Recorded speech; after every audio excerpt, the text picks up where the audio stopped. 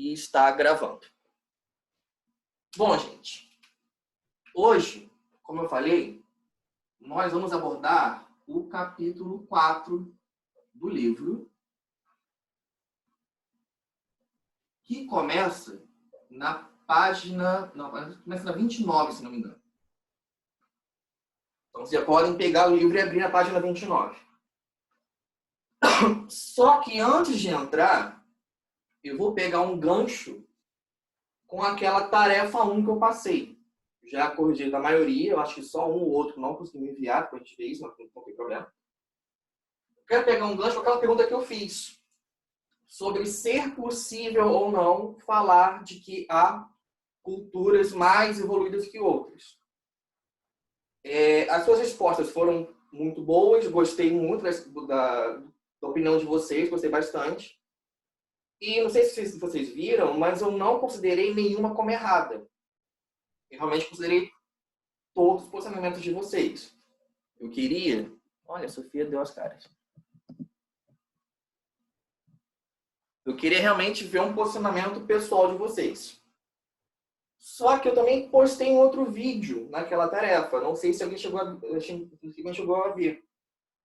Naquele vídeo, a professora falou uma coisa muito interessante que responde a pergunta, que ajuda a responder, e que linka com a aula de hoje.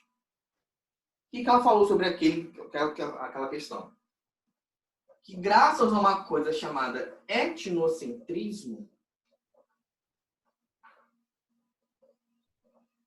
a resposta daquela pergunta seria não. É incorreto falar que há umas mais evoluídas que outras. Por quê? O que é etnocentrismo? Etnocentrismo é uma palavra que quer dizer o seguinte, é um conceito. Quer dizer que tendemos a ver o mundo, em geral, todo o planeta, com base no que nós acreditamos, que nós pensamos. E nós sempre tendemos a achar que o que nós pensamos é o certo e o que outra pessoa pensa é errado. Então, se essa outra pessoa pensa que está errado e eu estou certo, eu tenho que convencê-la. Eu posso atacar essa pessoa porque eu estou certo. Se eu ampliar um pouco, sair de mim, mas para, digamos, todo o meu país, ou todo o meu povo, e achar que só o meu povo está correto em acreditar nisso ou pensar naquilo, eu acabo tendo só a minha visão como base e critico as outras. E acho as outras sempre erradas. Então, quando você põe aquela pergunta de há uma mais evoluída que outra, por uma questão etnocêntrica, a gente acaba achando que nós somos sempre evoluídos. O outro é o errado. O outro que é feio. O outro é burro. O outro não sei o quê. Então, isso aqui é bem sério, muito sério, porque, por exemplo, há muitas coisas ao longo da história que surgiram muito por questão de etnocentrismo. O racismo, por exemplo, ele surge muito graças ao etnocentrismo da Europa. A Europa nós achamos sempre acerto, somos os corretos, somos os mais inteligentes, porque o que nós pensamos, o que nós acreditamos, como nós somos, é o certo para tudo, todo o resto é o errado. Daí você tem racismo, daí você tem preconceito, daí você tem um monte de coisa que é muito ruim. Então, isso aqui é bem importante. Por que eu comecei falando sobre isso? Porque o etnocentrismo, ele acaba entrando um pouco no tema do capítulo 4. Entrando agora no livro. Na página 29 e também na 30, vocês vão ver que hoje vamos falar sobre pré-história.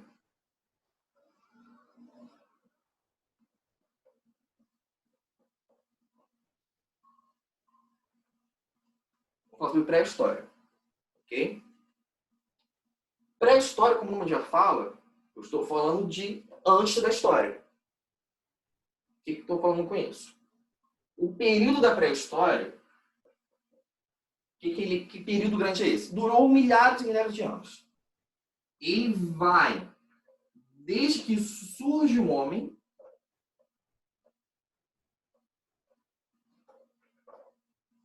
o surgimento do ser humano é melhor,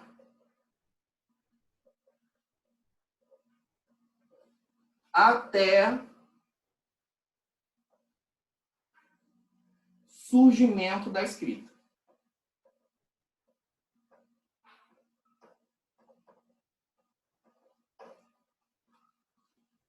Então, desde que surge o ser humano até surgir a escrita, até a escrita ser inventada no mundo, nós temos esse período enorme chamado pré-história.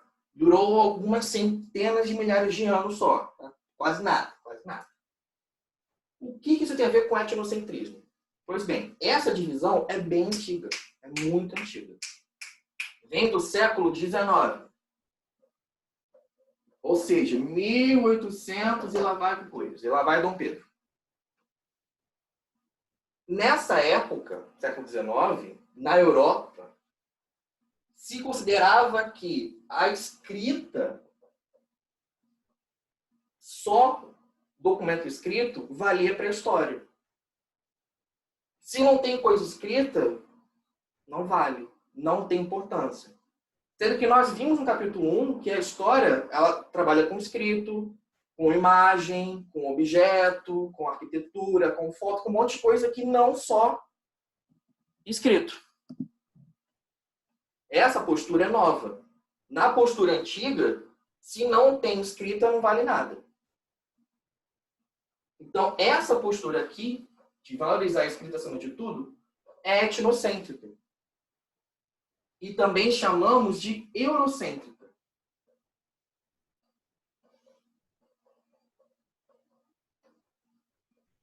O que é eurocêntrico? Eurocentrismo.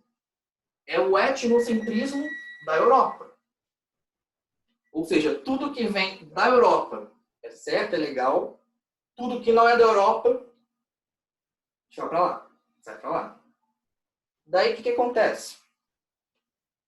Ainda usamos essa divisão de pré-história. Tá? Ainda é muito utilizada. O que é ela? Como eu falei, do surgimento do ser humano até o surgimento da escrita. Isso seria anterior à história. Mas é uma noção muito criticada hoje. Por quê? Porque já não temos mais essa supervalorização da escrita.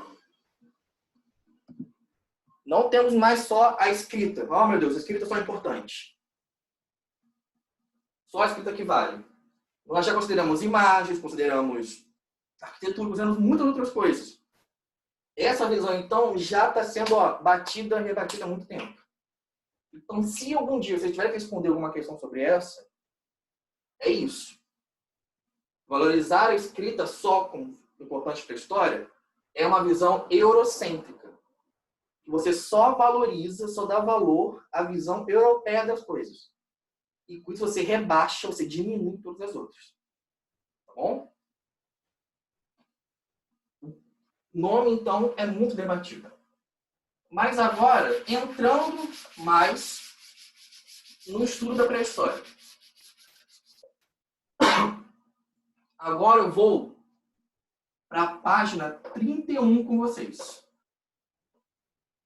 Então, por favor, coloquem na página 31, que é essa página aqui. Estou vendo vocês com o livro aí, hein? Ok, beleza. Na página 31, está falando do surgimento dos hominídeos. O que é essa palavra hominídeo?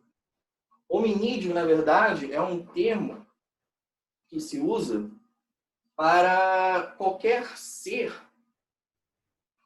que tenha alguma semelhança com o ser humano.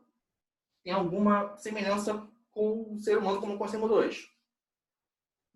Por exemplo, se pegar um filme de ficção científica ou um filme de fantasia, se falar de uma raça hominídea, é uma raça alienígena, digamos assim, que se parece com o ser humano. Não é, mas lembra um pouco. Nessa página aqui, está falando, na verdade, da evolução do homem segundo a ciência.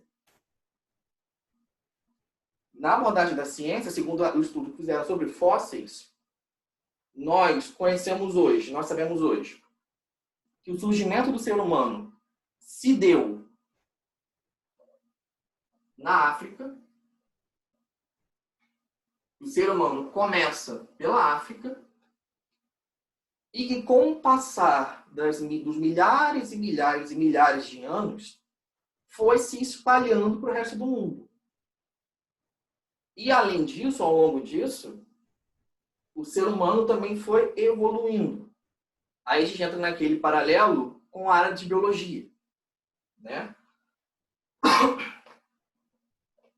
Vamos estar aquele paralelo de que o ser humano vem de um ancestral comum ao macaco. Tem uma polêmica, alguns vão me achar maluco por falar isso, eu não sei, questão de vocês.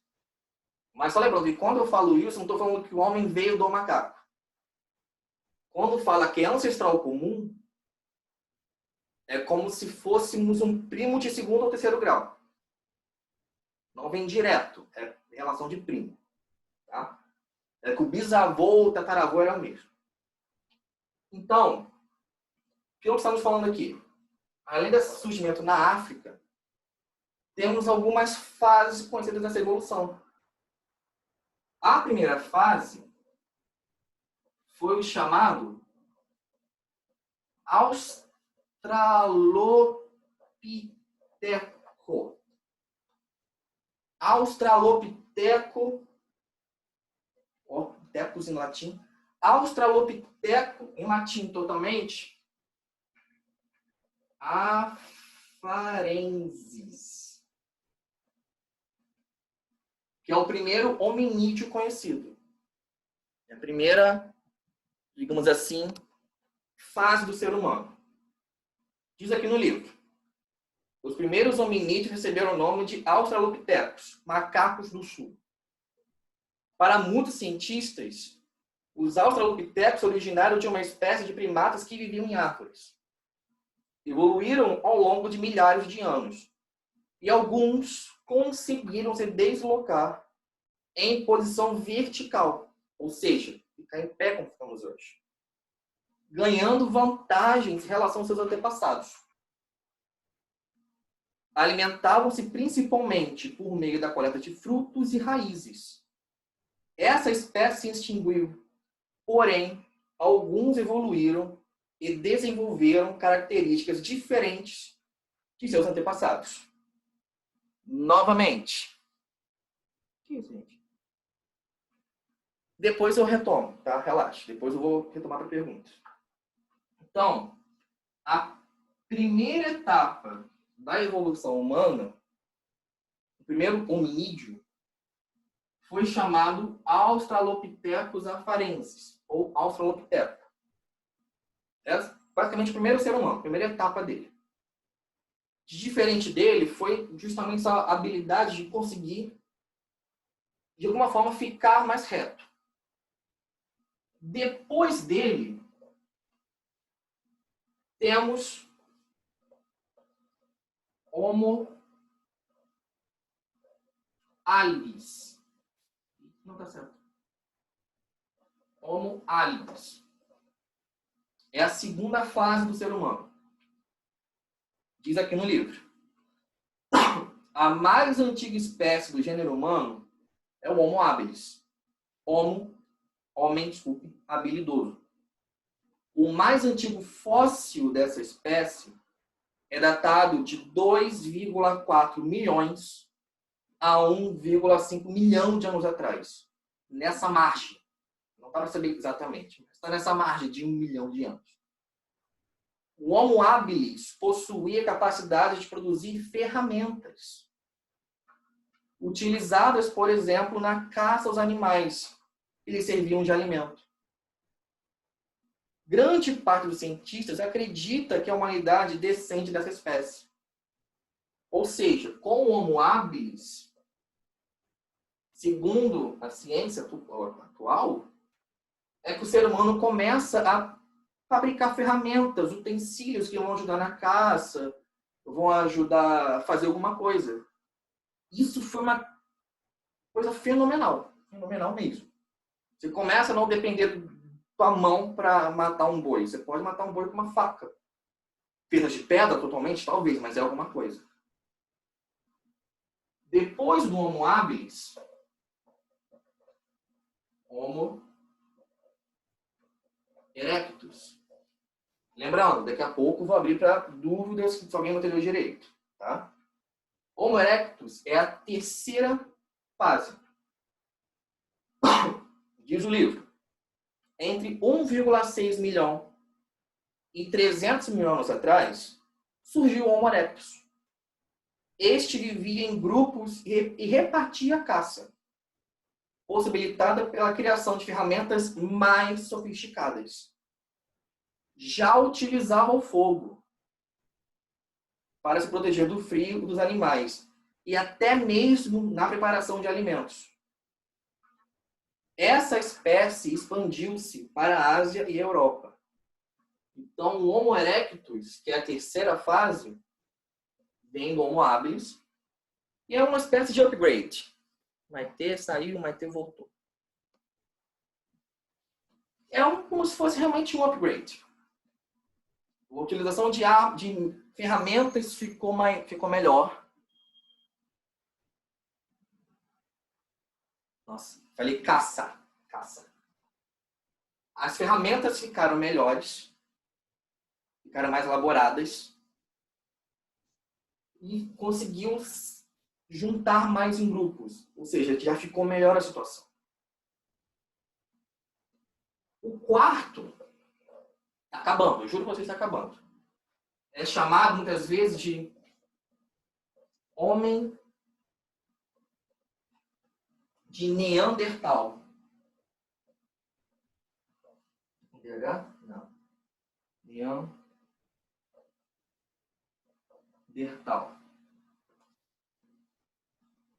Em termos de evolução humana, é o nosso antepassado mais próximo, o Homo de Neandertal. É até uma espécie de xingamento. Chamar alguém de Neandertal é chamar alguém de atrasado, bruto, burro, essas coisas assim. Diz o livro, por volta de 100 mil a 300 mil anos atrás, surgiu o Homo sapiens neanderthalensis. Essa espécie criava ferramentas com os ossos de animais, morava em cavernas, enterrava seus mortos e tinha um vasto conhecimento sobre o uso do fogo. Conviveu com os primeiros homens modernos, habitando diferentes regiões do planeta. Então, essa quarta etapa aqui já está bem avançada em muitos pontos e conviveu com o ser humano atual. Era um pouquinho mais bruta, era um pouco menos evoluída na questão biológica, mas também já estava bem adiantada em relação aos outros. Página 31. E por último, temos o chamado Homo sapiens sapiens. Isso aqui é todos nós. Todos nós mesmos. O nosso nome científico para a ciência, sempre que virem falar em Homo sapiens ou Homo sapiens sapiens, é o ser humano atual, o nosso nome científico. O que caracteriza o Homo sapiens sapiens? A capacidade de raciocínio. Somos todos capazes de pensar e de lidar com o mundo a partir do pensamento, de criar coisas. Como diz o livro aqui, só para terminar de ler a página 31, os seres humanos atuais são da espécie Homo sapiens sapiens. Homem duplamente sábio, que surgiu há cerca de 100 mil anos atrás.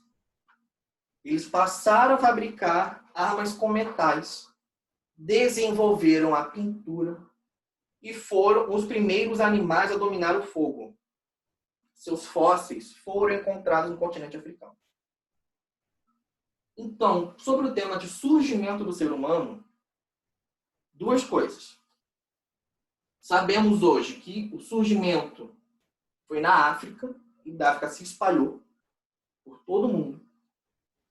E que há 5 fases da evolução humana, sendo o último nós. Esse nós, duplamente sábio. Começa com Australopithecus afarensis, ou Australopiteco, Homo habilis, teve errado, de habilidoso. Homo erectus, Homo de Neandertal, ou como está no livro, Homo sapiens neandertalensis. O Neandertal tá bom. E por último, Homo sapiens. Meu Deus, já vai ficar sem tempo.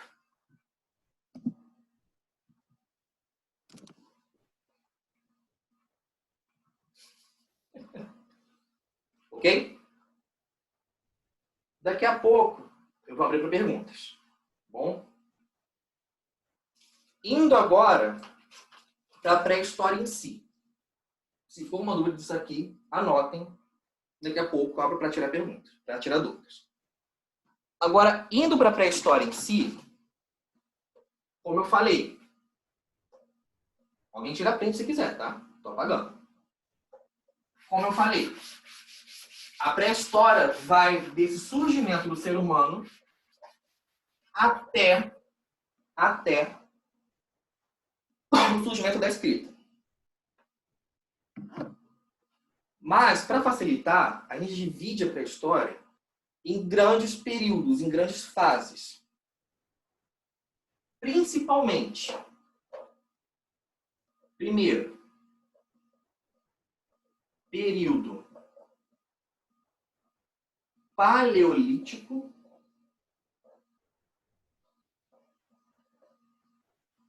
e segundo,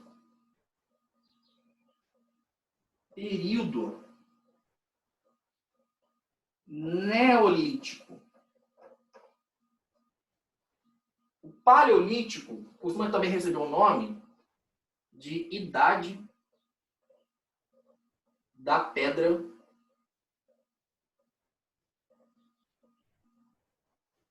lascada.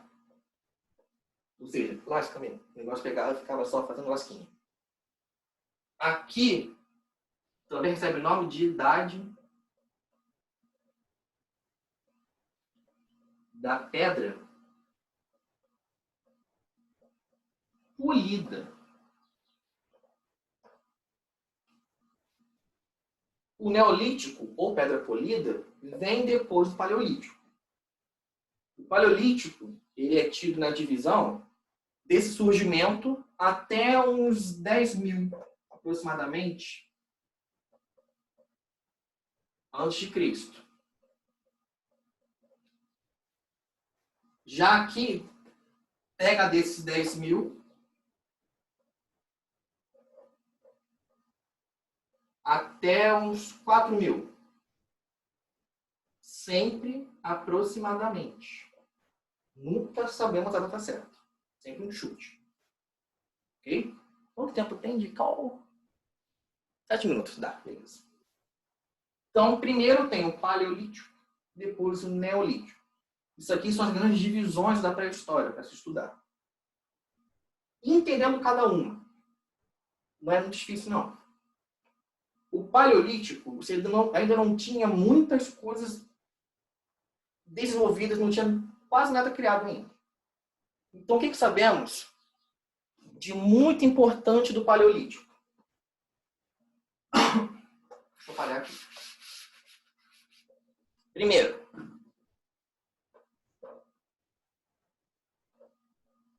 o ser humano era nômade. Ou seja, ele não era fixado em lugar. Não havia ainda, ou quase não havia, essa coisa de eu sou daqui, eu moro aqui. Ele basicamente andava para onde fosse melhor. Até porque nós falamos que era basicamente caçadores e coletores. O que isso quer dizer? Ainda não se plantava. Ainda não se criava gado para comer, não se criava galinha, não se criava porco. Como eles conseguiam alimento? Caçando ou coletando o que já existisse na natureza. Por isso que era nômade. Porque eu estou numa região, acabou a caça, vou para outra. Ali tem uns bois ali, vou ali comer os bois. Lá tem mais árvores com maçãs, vou lá pegar as árvores com maçãs. Esses dois estão muito relacionados. Terceira questão, que foi muito importante para esse período paleolítico, foi quando se aprendeu a dominar o fogo. A gente demorou a conseguir fazer fogo. E quando aprendeu a fazer o fogo, mudou o negócio. Você podia se proteger. Você podia se proteger de noite, muito importante. Você podia começar a preparar uns alimentos diferentes. Antes, comia cru? Sim. Posso fazer por você. Quando aprende a dominar o fogo, a fazer fogo, isso muda. Para o paleolítico, isso é considerado uma grande coisa. Uau! Tem fogo agora. O surgimento do fogo para o ser humano foi importante. E última questão muito importante mesmo é a chamada arte rupestre. O que é arte rupestre ou pinturas rupestres? O ser humano do paleolítico, mas também do neolítico, da pré-história em geral, tinha o hábito de fazer pinturas, gravuras, desenhar figurinhas em paredes de cavernas, em paredes de montanhas, o que fosse. Nisso, eles representavam o quê? As caças, animais, a vida que eles tinham. Então, nessas pinturas, eles acabavam mostrando o que eles acreditavam, um pouco o que eles pensavam. Tem um exemplo aqui na página 32. Aqui embaixo. Isso aqui é uma pintura rupestre. Isso aqui foi encontrado no mundo todo. Tem no Brasil, tem na Europa, tem na África, tem na Ásia, tem no mundo todo mesmo. E qual a importância dessa arte ou pintura rupestre? Que para o estudo da pré-história, ela é fundamental. Para o estudo da pré-história, ela é uma fonte, é um recurso de informações inestimável. Tanto é que, um tempinho atrás, houve um caso de que pintaram de branco uma parede com pintura rupestre, eu acho que em Minas Gerais. Isso é, do ponto de vista arqueológico, isso é um crime milionário. Você tem que pagar uma indenização surreal. Sei lá, quantos milhões de reais tiveram que pagar porque decidiram, sabe, sei lá por quê, pintar de branco por cima. Isso é crime horrível, assim, horrível. Tudo porque, novamente, a arte rupestre ela é importante para nos dar informações sobre a pré-história. Ela é inestimável. Além de fósseis, além do que caiu no chão, essas figurinhas engraçadinhas são importantes para a gente. Ok? Faltam 2 minutos, gente, para fechar o bonito do Zoom. Então, o que eu vou ter que fazer? Vou fechar agora e vou refazer a chamada. Ok? Deixa eu só desmutar vocês, deixa eu parar.